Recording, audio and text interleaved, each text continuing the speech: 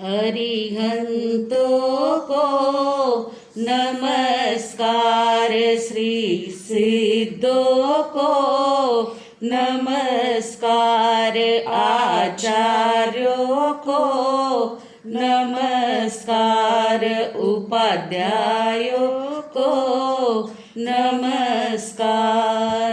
जग में जितने साधु गण हैं, जग में जितने साधु गण हैं, मैं उनको वंदू बार बार, मैं उनको वंदू बार बार। अरिहंतों को नमस्कार, श्री सिद्धों को नमस्कार। ध्यान मूलम गुरुर्मूर्ति, पूजा मूलम गुरुपदम, मंत्रमूलम गुरुर्वाक्यम, मोक्षमूलम गुरुकृपा, मोक्षमूलम गुरुकृपा। अनंत उपकारी पूज्य वरों के चरण कमल में कोटिशा वंदन। अनंत उपकारी जन जन के आस्था केंद्र आचार्य सम्राट गुरुदेव पूज्य आनंद ऋषि जी महाराज साहब के पावन स्मृति में शतशः अभिवादन। वर्तमान आचार्य डॉक्टर शिव मुनि जी महाराज साहब, युवाचार्य पूज्य महेंद्र ऋषि जी महाराज साहब, प्रवर्तक पूज्य श्री कुंदन ऋषि जी महाराज साहब के चरण कमल में कोटिशा वंदन। तपस्वी रत्न पूज्य किशन मुनि जी महाराज साहब, श्रुत स्थविरा प्रखर व्याख्याता गुरुनी मैया डॉक्टर पूज्य धर्मशिला जी महासती जी के पावन स्मृति में शतशः अभिवादन।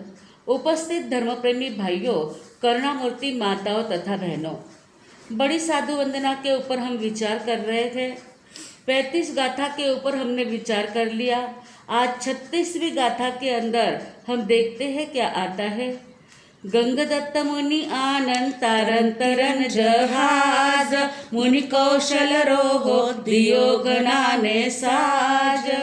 गंगदत्त मुनि आनंद तरन जहाज, मुनि कौशल रोहो दियो घनाने साज। गंगदत्त मुनि, आनंद अनगार और रोहा अनगार, इन तीनों का वर्णन इस गाथा में किया गया है।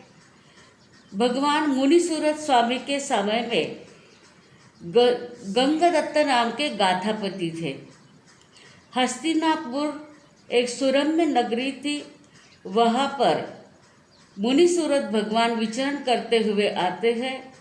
वहाँ के ये गाथापति गंगदत्त जब भगवान पधारते हैं तो अत्यंत खुश हो जाते हैं। अपने सभी साथियों के और स्वजनों के साथ में भगवान के दर्शन के लिए जाते हैं। भगवान की देशना सुनते हैं और भगवान की देशना सुन करके विरक्त हो जाते हैं। एक बार भगवान की देशना सुनने से ही वैराग्य आ जाता है। सभी के मन में प्रश्न होता है कि ऐसा फटाक से वैराग्य कैसे आ जाता है। एक तो पहली बात ये तीर्थंकर परमात्मा की वाणी, दूसरी बात उनके कर्मों का बहुत सारा क्षय हो चुका है। तीर्थंकर के समवसरण में पहुंचने के बाद जो कुछ शेष कर्म रहते हैं, उन शेष कर्मों को खपाकर जल्दी से निकट भवी बन करके उन्हें मोक्ष मंजिल प्राप्त करनी होती है। उनका मोक्ष का समय पास में आ जाता है, तभी ऐसे सत्संग में पहुंच पाते हैं। सत्संग प्राप्त होना अत्यंत दुर्लभ है। तो ऐसा दुर्लभ जब सत्संग प्राप्त हो जाता है तो वे तीर्थंकरों के चरणों में जाकर के एक बार भी भगवान की देशना सुन लेते हैं तो विरक्त हो जाते हैं। वे भगवान को कहते हैं, हे भगवान, मुझे आपके पास में प्रवचित होने की भावना जागी है। तब भगवान कहते हैं, अहासुहम देवानुप्रिया, जैसा आपको सुख उचित है वैसा करो, बाकी धर्म कार्य में विलंब मत करो। तुरंत गंगादत्त गाथापति अपने घर पर जाते हैं। अपने ज्येष्ठ पुत्र को अपना संसार का कार्यभार सौंप करके भगवान के चरणों में आकर के मुनि सूरत स्वामी के पास में वे दीक्षा ले लेते हैं। दीक्षा लेकर के 11 अंगों का अध्ययन करते हैं और तप जप साधना आराधना करते अंत समय में 1 मास का संलेखना संथारा करके वे वहाँ से स्वर्ग में यानी 7वें स्वर्ग में 7वें देवलोक में महाशुक्र कल्प के अंदर अमायी सम्यक दृष्टि देव के रूप में देवशैया में उत्पन्न होते हैं। ये 7वें महाशुक्र के देव सम्यक दृष्टि देव है और सम्यक दृष्टि देव वहाँ पर यानी स्वर्ग में भी रहे तो वे नाटक आदि के अंदर स्वर्ग के सुखों में अपना समय न जाने देते हुए वे जहाँ पर भी भगवान विराजमान होते गए देवलोक के देवता वहाँ पहुँच करके भगवान की देशना सुनने के लिए भी चले जाते हैं। एक बार ये अमायी सम्यक दृष्टि देव यानी जो गंगादत्त मुनि का जो जीव था वे ऐसे ही स्वर्ग में बैठे हुए होते हैं। तभी एक मायावी मिथ्या दृष्टि देव आता है और इस सम्यक दृष्टि अमायी देव के साथ में चर्चा करते हुए कहता है कि जो पुद्गल परिणत हो रहे हैं अभी तक पूर्ण रूप से परिणत नहीं हुए हैं उन्हें परिणत नहीं कहा जा सकता है। तब गंगादत्त देव ने यानी 7वें महाशुक्र देव ने कहा कि अरे ऐसा नहीं है, परिणत होते हुए पुद्गलों को परिणत कहना ही सत्य है। जिनमें परिणमन नहीं हो रहा है वे ही अपरिणत कहलाते हैं। इस प्रकार से चर्चा विचारणा करके वहाँ से मिथ्या दृष्टि देव को उत्तर दे करके गंगादत्त देव तुरंत अवधि ज्ञान से देखते हैं भगवान महावीर स्वामी कहाँ विराजमान है।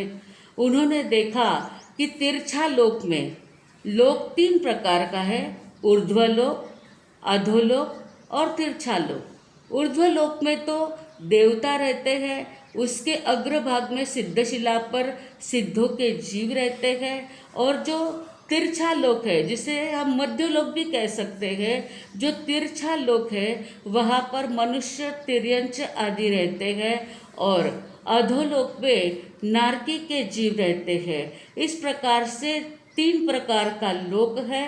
तो तिरछा लोक में जम्बूद्वीप के भरतखंड में भगवान महावीर स्वामी उल्कल तीर नगरी के जम्बुक उद्यान में भगवान विराजमान है। यह उन्होंने अवधि ज्ञान के द्वारा ये 7वें महाशुक्र देवलोक के अमायी देव ने यानी गंगादत्त देव ने ही यह सब जान लिया। जान करके तुरंत वह जाने के लिए वहाँ जाने के लिए वे तैयार हो जाते हैं। इधर भगवान महावीर स्वामी के पास में शक्रेंद्र प्रश्नोत्तरी कर रहा है, लेकिन अचानक प्रश्नोत्तर करते करते संभ्रांत हो जाता है, फटाफट उठ करके खड़ा हो जाता है और अपने देव विमान में जा कर के बैठ जाता है, चला जाता है। यह देख करके गौतम स्वामी भगवान को पूछते हैं, हे भगवान, यह जो शक्रेंद्र देव है वो तो जब भी आते हैं तब आराम से प्रश्नोत्तर करते हैं और अच्छी तरह से चर्चा विचारणा करते हैं, शांति से जाते हैं, लेकिन आज ऐसे फटाफट शीघ्रता से व्यग्रता से क्यों चले गए? तब भगवान ने कहा कि जो गंगादत्त देव है वो 7वें देवलोक का रिद्धि संपन्न देव है। उसकी रिद्धि, उसकी प्रभा, उसका तेज ये शक्रेंद्र सह नहीं सकता है। इसलिए उसको अवधि ज्ञान से तो देवलोक के देवता सब कुछ जान लेते हैं। तो वो देखते अभी वो आ रहे हैं, इसलिए वो तुरंत भाग करके अपने देव विमान में बैठ करके चला गया।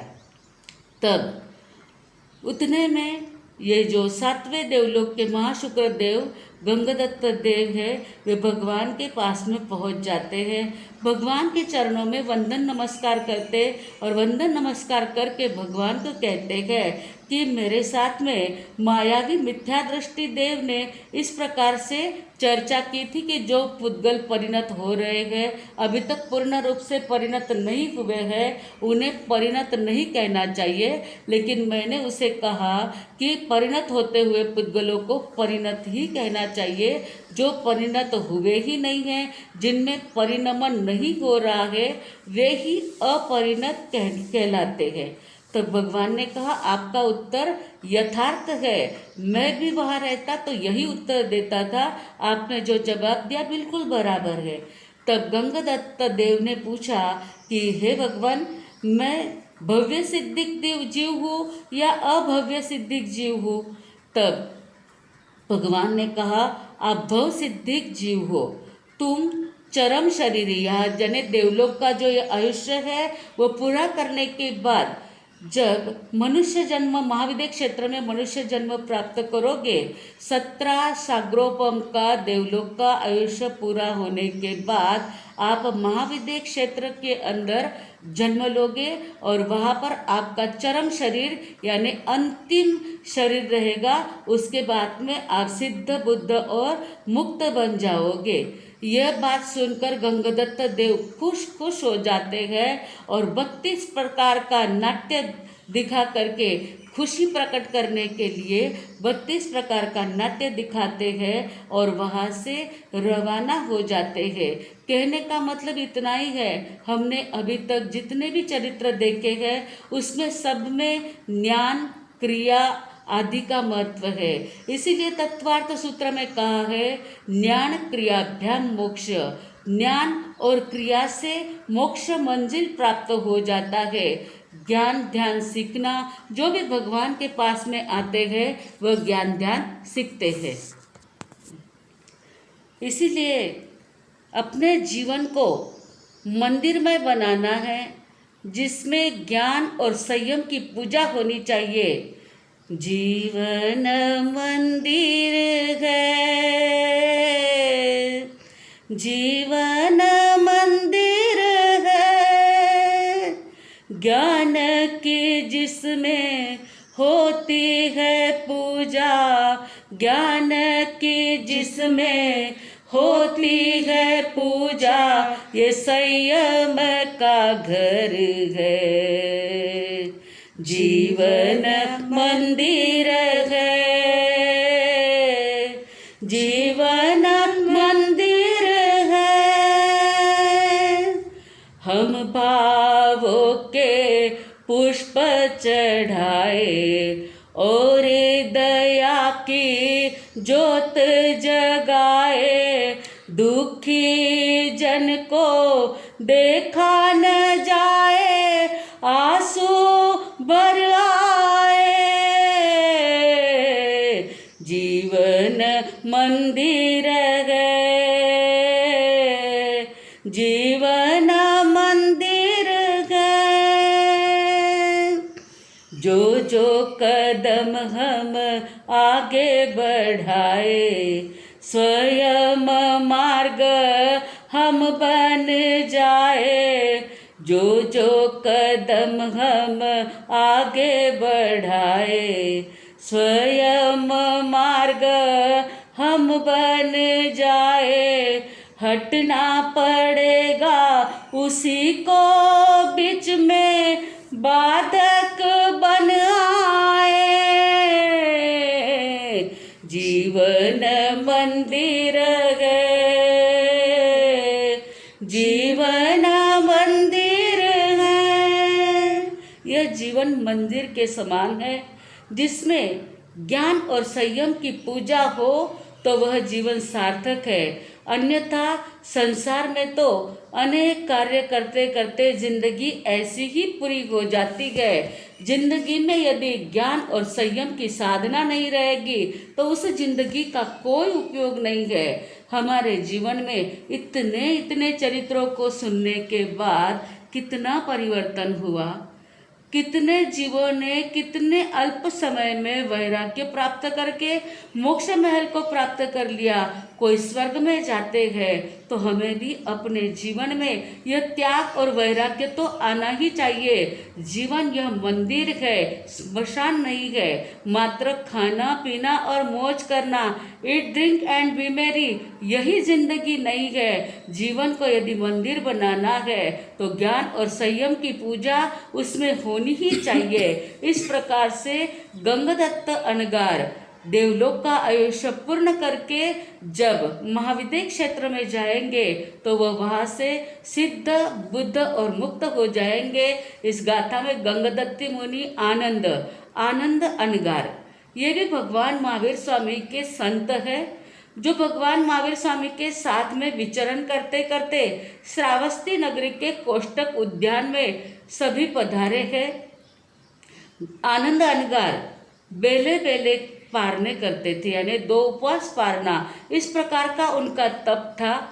पारने के दिन आनंद अनगार पहले प्रहर में स्वाध्याय, दूसरे प्रहर में ध्यान आदि करने के बाद पारने की गोचरी के लिए श्रावस्ती नगरी के अंदर विचरण करते हैं, घूमते हैं।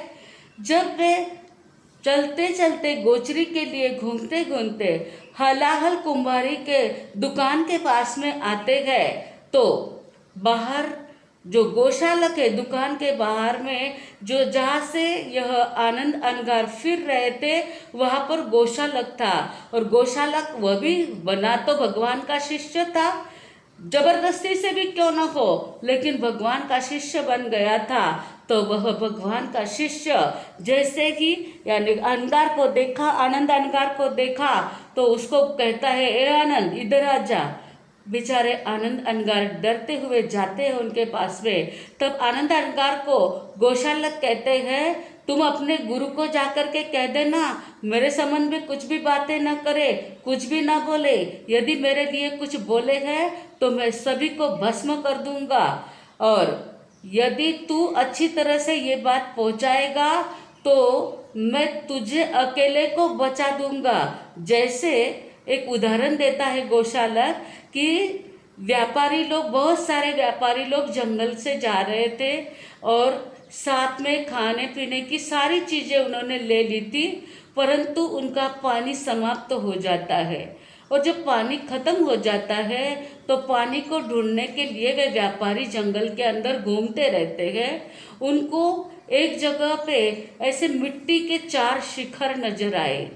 तो उन व्यापारियों ने सोचा शायद इस शिखर के अंदर पानी का स्रोत मिल जाए, इसलिए वे व्यापारी वहाँ जाते हैं। एक शिखर को फोड़ते हैं तो उसमें मीठा जल मिल जाता है। व्यापारी लोग सारा अपना पानी के जितने भी पात्र थे वे सारे भर लेते हैं। जंगल में पानी मिल गया इसलिए खुशहाल हो जाते हैं। अब पानी मिल गया एक शिखर में तो दूसरा शिखर फोड़ते हैं, दूसरे में सोना चांदी आदि धातु मिल जाते हैं। फिर तीसरा शिखर फोड़ते हैं, उसमें मणि रत्न आदि मिल जाते हैं। अब चौथा शिखर फोड़ने वाले थे, उस समय में एक व्यापारी कहता है बस अब जितना मिला है उतना लेकर के चलो, चौथा शिखर मत फोड़ो। लेकिन मनुष्य की लोभ वृत्ति उसे रोक नहीं पाती है। वह व्यापारी बहुत मना करता है लेकिन सुनते नहीं है। चौथा शिखर जैसे ही फोड़ते हैं उसमें से विषधर सर्प निकलता है। उसकी आंखों में ही इतना जहर था, वह व्यापारियों के सामने देखता है तो भी सभी के सभी व्यापारी उस विष के प्रभाव से मृत्यु को प्राप्त हो जाते हैं। जिस व्यापारी ने तोड़ने की मना की थी वह व्यापारी बच जाता है। तब यह उदाहरण देकर के गौशाला कहता है, देख तू भी अपने सभी भगवान महावीर स्वामी को और उनके सभी शिष्यों को जाकर के बोल दे कि मेरे लिए ऐसा वैसा कुछ न बोले। बोलते तो भगवान किसी के विषय में कुछ भी नहीं थे, लेकिन लोग जब आकर के कहते थे कि गौशालक अपने को खुद को स्वयं को 24वां तीर्थंकर कहता है, स्वयं सर्वज्ञ हूँ, महावीर भगवान सर्वज्ञ नहीं है, इस प्रकार का कहता है, तब भगवान अपने शिष्यों को, गौतम स्वामी आदि को कहते थे, ऐसा कुछ भी नहीं है, गोशालक तीर्थंकर नहीं है, गोशालक सर्वज्ञ भी नहीं है, वह ऐसी ही बातें करते रहता है, उसके ऊपर ध्यान नहीं देना चाहिए। तो ये सारी बात जैसे गोशालक को पता चल जाती है कि भगवान मुझे सर्वज्ञ नहीं मानते हैं, 24वें तीर्थंकर नहीं मानते हैं, इसलिए उसको गुस्सा आ जाता है और वह आनंद के साथ में समाचार भेज देता है। गोशालक के समाचार लेकर के आनंद घबरा जाता है और भगवान के सामने जाकर के कहता है, हे भगवान, क्या गोशालक में इतनी शक्ति है? क्या वह सभी को भस्म कर देगा? तो भगवान कहते हैं, हाँ, वह एक साथ में 16 देशों को भस्म करने की शक्ति रखता है। वह तेजोलेशा भी उसने मेरे पास से ही सीखी थी। तब बहुत सारे शिष्य कहते हैं, ऐसे को आपने क्यों ऐसी विद्या सिखाई? तो भगवान ने कहा, यह भवितव्यता थी, जो होना है वह चुकने वाला नहीं है, तो इसलिए वह सिखाई गई। मैंने कभी विशिष्ट रूप से कुछ सिखाया नहीं था, परंतु उसने विधि पूछी और मैंने विधि कह दी। परंतु अभी आनंद, आप सबको जाकर के कह दो कि गोशालक आएगा, वह कुछ भी बोलेगा तो उसे कोई जवाब न दे, मात्र सुन ले। किसी ने यदि जवाब दे दिया तो वह सभी को भस्म कर देगा, परंतु अरहंत तीर्थंकर को भस्म करने की शक्ति उसमें नहीं है। वह परिताप जरूर देगा, यानी उसका ताप जरूर लगेगा, उससे उपद्रव जरूर होगा, परंतु भस्म नहीं कर सकेगा। लेकिन जो अरहंत तीर्थंकर नहीं है, उनको सबको भस्म कर देगा। इसलिए आनंद, आप जाओ, गौतम स्वामी आदि सभी को कह दो कि जब गोशालक आएगा तो कोई भी किसी भी प्रकार की बात न करे। इसके आगे आनंद क्या कहता है, गोशालक आकर के क्या करता है, ये सारी बात अगली 37वीं गाथा जो रहेगी उसमें हम देखेंगे। 37वीं गाथा के अंदर सुनक्षत्र, अनगार आदि का जो वर्णन आएगा उसमें देखा जाएगा। इस गाथा के अंदर तीसरा चरित्र है रोहा अनगार का। मुनि कौशल रोहो, मुनि कौशल यानी कौशल देश के रोहा अनगार जो है वह अत्यंत शांत, दांत, गंभीर थे। यानी भगवान महावीर स्वामी के शिष्य में एक गौरवशाली शिष्य रत्न थे, जो भगवान के पास में ही रहते थे, भगवान के साथ में ही रहते थे। और एक बार ऐसे ही भगवान के साथ में बैठे हुए थे और चिंतन करते थे। चिंतन करते करते रोहा अनगार के मन में एक प्रश्न उत्पन्न होता है। वह प्रश्न ऐसा होता है कि लोक पहले है या अलोक पहले है। चिंतन करके वे तुरंत उठते हैं, भगवान को वंदन नमस्कार करते हैं और वंदन नमस्कार करके भगवान से पूछते हैं, हे भगवान, यह लोक पहले है या अलोक पहले है? तब भगवान कहते हैं कि यह तो एक शाश्वत भाव है, ये अनादि परंपरा है, इसमें कोई पहला नहीं है और कोई पीछे नहीं है। तब रोहा अनगार बाद में जीव पहले है या अजीव पहले है, अंडा पहले है या मुर्गी पहले है, ऐसे अनेक प्रश्न पूछते हैं। लेकिन भगवान कहते हैं ये अनादि परंपरा है, यह शाश्वत भाव है, इसमें किसी को भी पहले कहते नहीं आएगा और पीछे का भी कहते नहीं आएगा। अनादि शाश्वत भाव का ऐसा कुछ भी नहीं कह सकते हैं। रोहा अनगार तो अनगार ही थे। वे इस प्रकार से प्रश्नोत्तरी करके और ज़्यादा संयम में दृढ़ बन जाते गए। 1 मास का संलेखना तप करते गए और वहाँ से सिद्ध, बुद्ध और मुक्त हो जाते हैं। जैसे अंडा पहले या मुर्गी पहले, यह प्रश्न रोहा अनगार को हुआ, ऐसे प्रश्न अपने को भी बहुत बार होता है ना। ये दुनिया को देखते हैं, रंग बिरंगे फूल, पक्षी, पान, आप वृक्ष आदि को देखते हैं तो लगता है ये कैसे हुआ होगा, किसने पैदा किया होगा। जैन धर्म में कोई ईश्वरवाद नहीं है।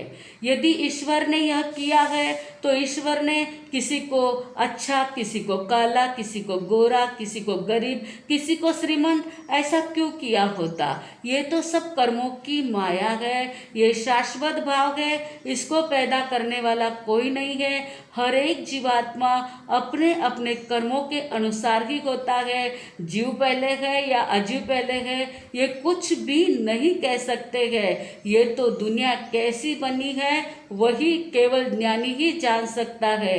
ये दुनिया बनाना और बना के फिर चलाना बस उसी का काम है। बड़ा जबरदस्त उसका इंतजाम है, हो बड़ा जबरदस्त उसका इंतजाम है। जल पे है स्थल और स्थल पे आसमान है, फिर भी एक दूजे को ना बोझ के समान है। गजब का ये जहान है, बिन खंबे का मकान है। गजब का ये जहान है, बिन खंबे का मकान है।